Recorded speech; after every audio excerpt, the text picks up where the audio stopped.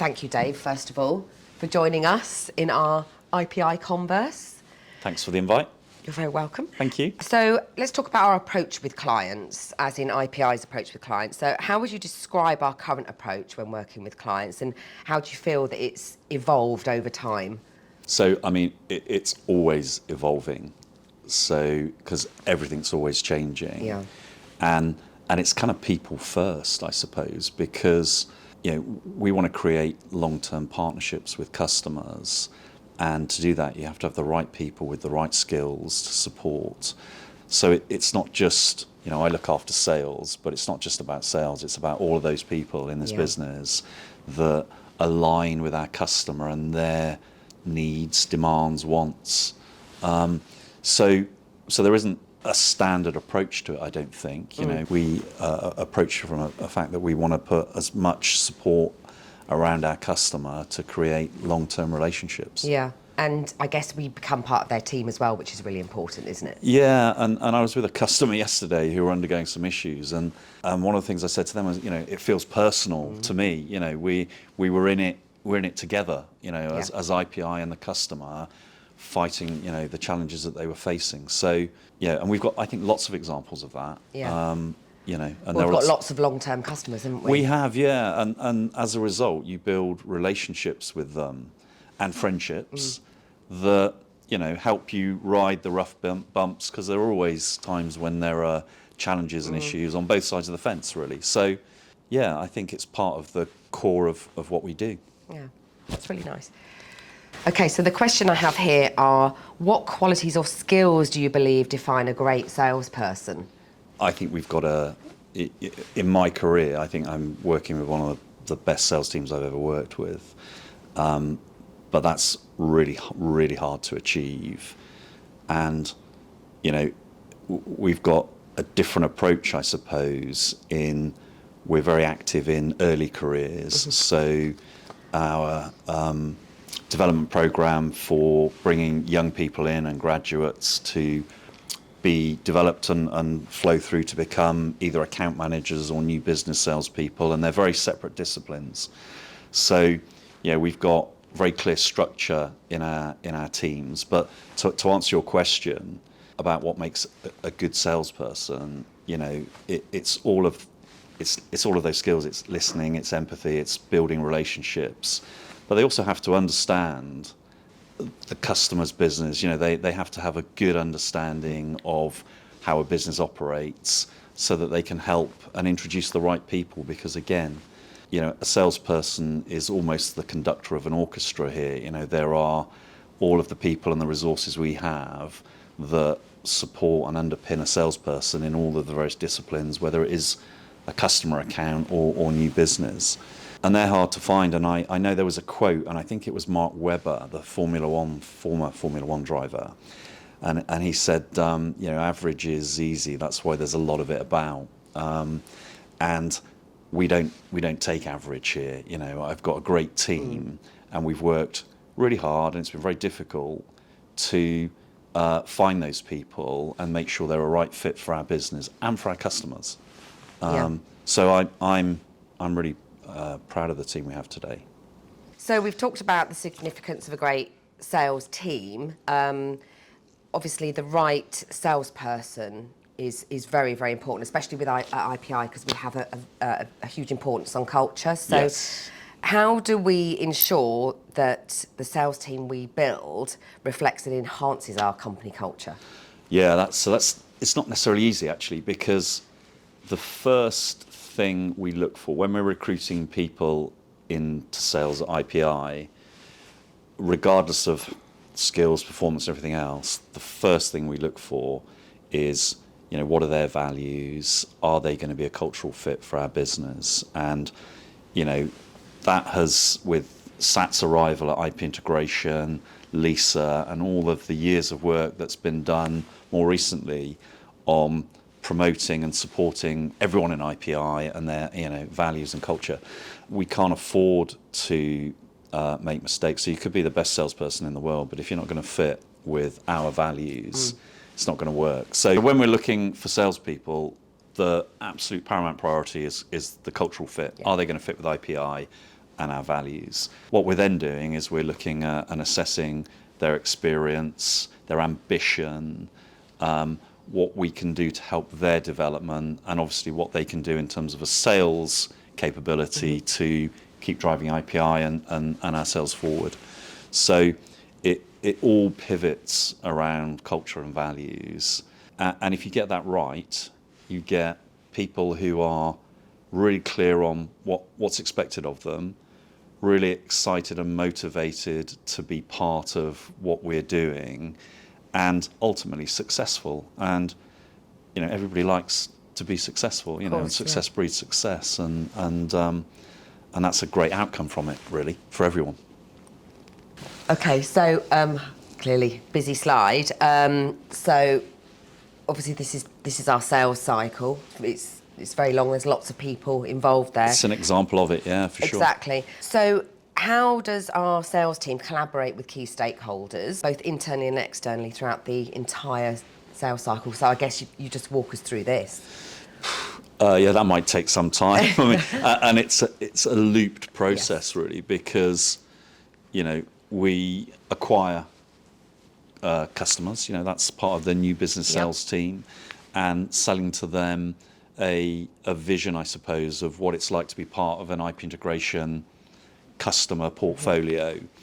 So at that handover point between the new business team and the project and the account management team, and through that process, there's an army of people here that surround the sales team to deliver against the customer's requirements and to get us through all of this process. So we have things like exec alignment. So again, strategically understanding from both sides of the business what you want to achieve, and making sure we can put the right resource together collaboratively to achieve the customer's outcomes or the customer's outcomes.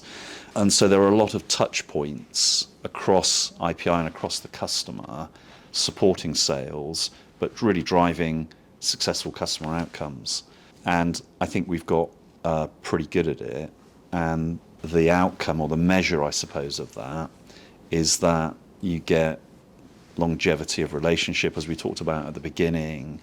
You work more collaboratively, and therefore it's more of a partnership, because I hate hearing the word supplier, really. Of course. It's partnership. And then good things come from that. So, And like you say, it's a cycle. It's an infinity. It's a never-ending infinity loop. It is, and as things evolve and technology changes, there are different skills and different people that need to become part of that loop, really. And coming back to, we talked about the sales hiring process, if you like, and the importance of values and culture, but that just isn't in sales. That's throughout the business.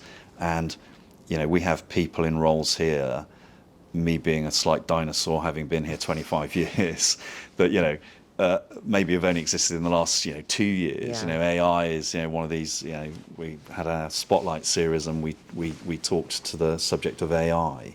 But what I think is great is, we're about innovation, and the people that touch these customers come from the same point of our recruitment process around culture, values, and therefore, help deliver great service to our customers.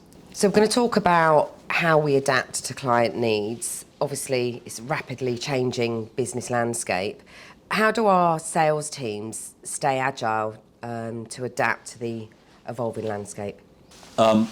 Again, not easy to do in many cases, and particularly when we're an innovation-led business, so things are rapidly changing, new technologies, how they integrate with the wider portfolio and so forth. There's a sort of a continuous learning and development theme here. And in fairness, that's not just about technology, that's about all things around culture and people, people interaction. So all sorts of general skills, but for salespeople, we need them to understand the benefit of the technologies, how they interrelate, and how they add value for the customer. So salespeople, to a certain extent, learn that, and we're very good at the process of teaching them what they need to know and the key points of that. But again, in their role almost of conducting an orchestra, they can't be expected to know everything. So it's important that what they do know is that the people that have the knowledge, and that we have that breadth of individuals here with skills that are very defined around certain parts of the portfolio, because the landscape of the contact center sort of technology has increased and increased, particularly with CCaaS and the fact that all of these features become available to customers. So it's an ever-evolving activity, and you need salespeople that are keen to learn, but generally they want to learn because they want to sell technology and solutions to our customers to deliver value. Okay, so we've kind of touched on challenges and learnings. What are some of the common challenges our teams face when collaborating with clients, and how do we address these challenges? Challenges are an occupational hazard, I suppose. Inevitable, so they are inevitable. So you expect to encounter them, therefore you're prepared to deal with them. So I couldn't really say that there's one that's consistent in terms of what we do, but coming back to the point about innovation, innovation in itself presents challenges because it's breaking new ground and all sorts of things. So, it's about being thorough. It's about having the right people with the right skills and approaching things in the right way, I suppose, because we're always going to have challenges. And it's, I suppose, part of the fabric of IPI is about how we react and deal with it. And I think, we're very much with customers, if there is a challenge, it's not about who's to blame, it's about let's get it fixed. And we're going through that right now with one customer in a very difficult situation. And it's all about working together to remove the challenge or the issue. So it's working together. Yeah, exactly. And just going back to your point about working with a client that's got challenges at the moment, they're not challenges that we've actually caused ourselves, but they bring us in because we are their partner. Yeah, correct. And they trust us, don't they, to help them. Yeah.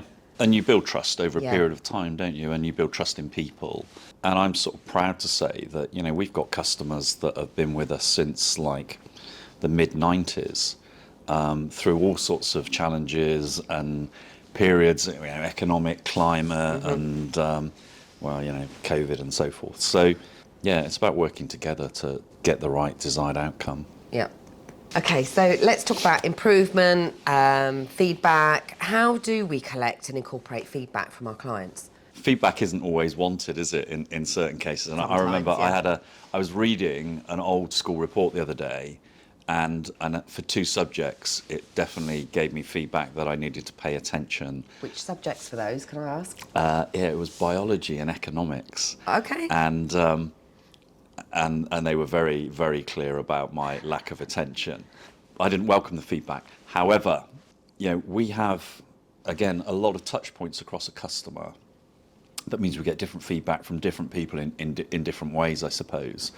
But the good thing about that is behind the scenes at IPI, the collaboration and the process that we have around clients and supporting clients means that we all get visibility of that feedback, and then we can address it and do what is most appropriate, I suppose, to go back to the customer and hopefully resolve whether it's a problem.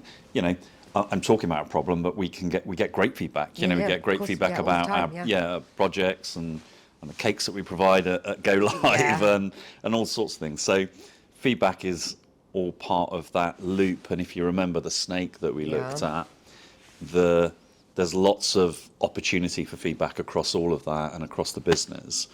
And it's great to get good feedback. And it goes back to the learning thing again, doesn't it? So, good or bad feedback, it's all about learning. Exactly. You learn from it, you move on, you get it right. Yeah. Yeah, we do. Good. It's shared.